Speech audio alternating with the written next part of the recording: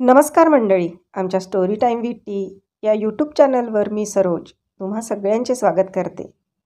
आज आपण ऐकणार आहोत कथा सोबती भाग 2. आज रियाला जरा उशिराच जाग आली. घड्याळात बघितले तर 7:15 वाजले होते. पिहुल तिच्या कुशीत शांत झोपलेला. पिल्लू उठ बाळा, शाळेला उशीर होतो. तिने त्याला उठवले आणि स्वतःही उठून वॉशरूममध्ये गेली. बाहेर आली तेव्हा पिहुल डोळे चवळत बसला होता. लवकर ऐकायचा तो मम्मीचं.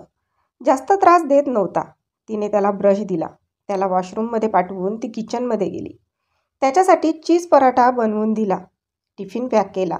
दूध गरम करून दिले आणि ऑमलेट नाश्त्यासाठी रेडी करून तिने पिहुलचे आवरून दिले. त्याला नाश्ता भरवून बाहेर बसची वाट बघत बसली. थोड्याच वेळात त्याची स्कूल बस आली. त्यात पिहुलला बसवून तिने बाय केले. लगेचच घरी आली. एव्हाना 8:30 वाजले होते. रात्री उशिरा झोपल्याने तिला काही लवकर जाग आली नव्हती. आता अर्ध्या तासात तिला आवरून निघायचे होते. ऑफिसला 9:30ला हजर राहावे लागत असे. तिने भराभर आवरले. एक पराठा कसाबसा पोटात ढकलला आणि निघाली. आज लंच बाहेरून मागवावा लागणार होता. घराला लॉक करून ती बाहेर आली तेव्हा 9:10 झालेले. आज बस लवकर मिळाली तर बरं, नाहीतर लेट मार्क लागणार होता. ती भराभर पाय उचलत बसस्टॉपवर पोहोचली. 5 मिनिटे झाली तरी बसचा पत्ता नव्हता. रोज तर दर मिनिटाला असतात. उशीर झाला की आणखीनच अडचणी येतात. ती मनातल्या मनात चरफडत होती. तेवढ्यात तिच्या समोर एक बाईक येऊन थांबली. बघता काय मॅडम, बसा ना, तुषार हेल्मेट काढत म्हणाला. हो म्हणत रिया तुषारच्या गाडीवर बसली. दोघेही शांतच होते. 10 मिनिटात दोघे ऑफिसला पोहोचले. थँक्स तुषार, रिया म्हणाली. काय एवढ्यासाठी थँक्स? तसंही मी त्याच रस्त्याने येतो. कितीदा म्हटलं तुला बसने नको येऊस, माझ्यासोबत येत जा. पण तुझ्याकडे वेळ आणि पैसा दोन्ही जास्त आहेत, काय करणार? तुषार खांदे उडवत म्हणाला. रिया काहीच न बोलता त्याच्या मागोमाग ऑफिसमध्ये आली. वेळेवर पंच केले. लेट मार्क वाचला होता. तुषारमुळे रिया आज वेळेवर ऑफिसला पोहोचली. आल्या आल्या ती कामाला लागली. शेजारच्या खुर्चीवर तिची मैत्रीण शिल्पा अजून मोबाईल बघण्यातच बिझी होती. आल्या आल्या कामाला लागलीस, पण जरा थोडं रिलॅक्स व्हायचं आधी, शिल्पा म्हणाली. कालचं काम अपूर्ण राहिलं ना, तेच करते. बॉस आला की विचारेल ना, रिया म्हणाली. तो काय लवकर येतो? येईल लंचच्या जवळपास, शिल्पा म्हणाली. त्यांचा थोडा फिक्स टायमिंग असतो. आपण काम वेळेवर करायचं. लवकर आले तरी ओरडा नको पडायला, रिया म्हणाली. ऑफिसमध्ये स्टाफ 20 जणांचा होता. तसं फ्रेंडली होतं वातावरण, पण बॉस जरा कडक होता. सगळे त्याला घाबरून असायचे. रिया कामात परफेक्ट होती, त्यामुळे तिला जास्त ओरडा पडत नसे. त्यांच्या केबिनमध्ये या दोघीच असायच्या. बॉसच्या केबिनच्या अगदी जवळ होती यांची केबिन. तुषार पलीकडल्या केबिनमध्ये बसायचा, पण एवढ्यात तो जास्तच रियाकडे काम काढून यायचा. कधी कधी तिचं लक्ष गेलं की तो तिलाच बघत बसलेला दिसायचा तिला. तसे दोघांचं चांगलं पटत असे. तुषार आणि रिया एकाच वयाचे, एकाच बॅचचे असतील, त्यामुळे त्यांच्यात लवकर मैत्री झाली. रियाला इथे जॉईन करून 4 वर्ष होऊन गेली होती. तुषार सिनियर होता. काय ग रिया, तुला ते स्थळ सांगितलं मी, काय ठरवलंस त्याबद्दल? शिल्पा म्हणाली. मला नाही करायचं लग्न, सांगितले ना तुला, रिया दुर्लक्ष करत म्हणाली. अगं किती काळ अशी एकटी राहणार आहेस? शिल्पा बोलत होती, पण रियाचे लक्ष कुठे होते तिच्याकडे?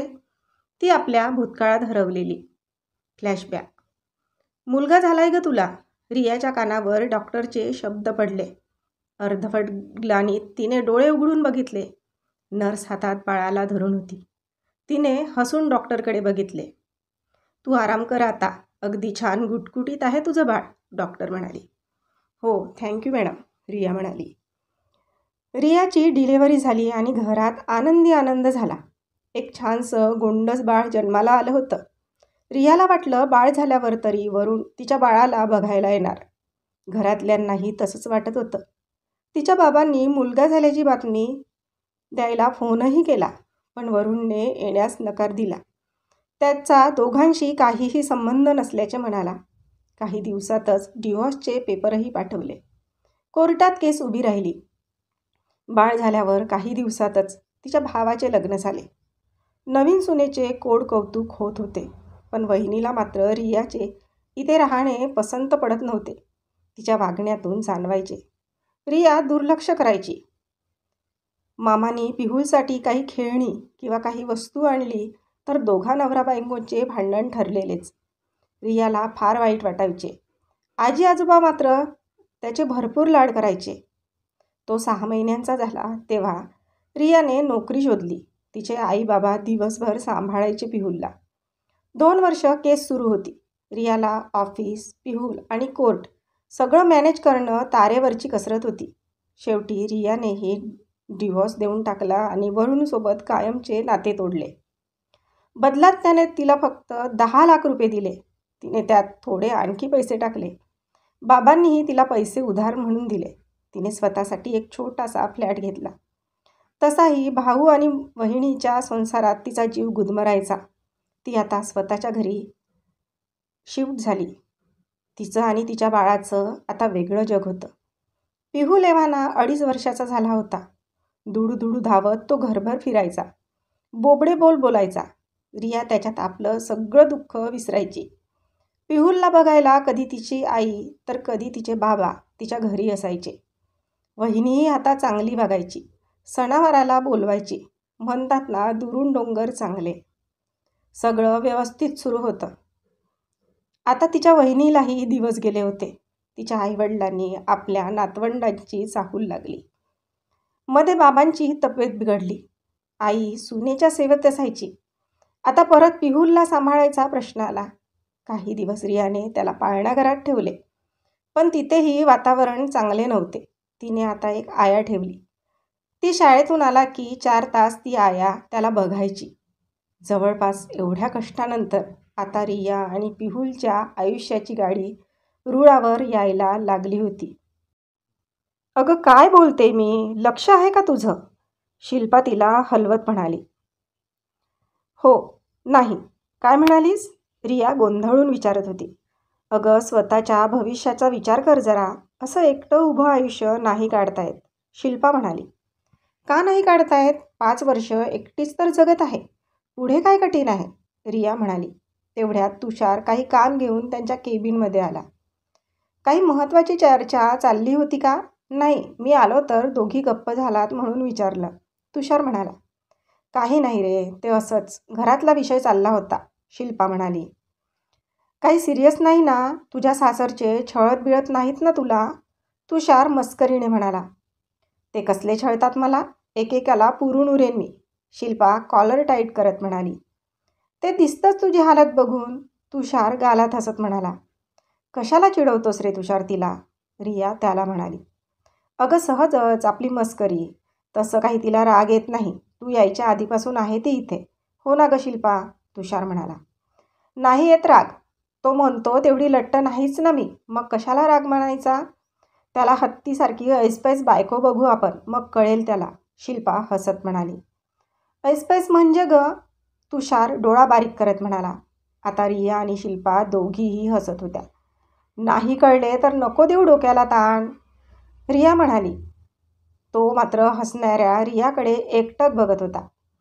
किती छान असते ही, बघतच राहावंसं वाटतं. अगदी अशीच बायको हवी आहे मला, तुषार मनात म्हणाला. अगं तो खोळंबला आहे, त्याचं काम करून द्या आधी, शिल्पा म्हणाली. रियाने तुषारकडे बघितलं. तो तिच्याकडेच बघत होता. तिला कसं तरीच झालं. तिने हसणं बंद केलं आणि कामाला लागली. रोजच्याप्रमाणे आजही 6 वाजता घरी आली. ती आल्यावर त्याची आया सुमन ती घरी गेली. पिहूल धावत येऊन रियाच्या गळ्यात पडला. कसं आहे माझं पिल्लू? रिया म्हणाली. मी छान आहे मम्मा, ते ऋषीचा बर्थडे आहे, आपण जाऊया ना? पिहूल म्हणाला. आपल्याला बोलवलंय का त्यांनी? रिया म्हणाली. हो मम्मा, चल ना, पिहूल हट्ट करत म्हणाला. बरं बरं, जाऊया हां आपण. ती घरात येऊन फ्रेश झाली. फोन हातात घेतला तर ऋषीच्या आईचे 2 मिस कॉल होते आणि मेसेज पण टाकलेला, बर्थडेचं इन्व्हिटेशन. तिने स्वतःचं आवरलं, पिहूलला पण तयार केलं आणि ती बर्थडेला गेली. ती पोहोचली तेव्हा केक कटिंग सुरू होती. ती ऋषीच्या मम्मीला भेटली. पिहूलच्या हाताने त्याला गिफ्ट दिले. थोडा वेळ थांबून ओळखीच्या बायकांशी गप्पा झाल्या. जेवणं सुरू होते. ती पिहुलसोबत जेवत होती. रिया, बघ ना, ती लेडी कधीपासून एकसारखं तुझ्या पिहुलकडे बघत आहे. तू ओळखतेस का त्यांना? तिची एक मैत्रीण म्हणाली. रियाने मागे वळून बघितले आणि तिच्या हातातला घास तसाच राहिला. काळजात एकदम धडधड सुरू झाली. तर आजचा भाग इथपर्यंतच. भेटूया पुढच्या भागात लवकरच. तोपर्यंत आमच्या या भागाला लाईक आणि कॉमेंट्स करायला विसरू नका. आणि अजूनपर्यंत आमच्या चॅनलला सबस्क्राईब केले नसेल तर लगेच सबस्क्राईब करा. धन्यवाद.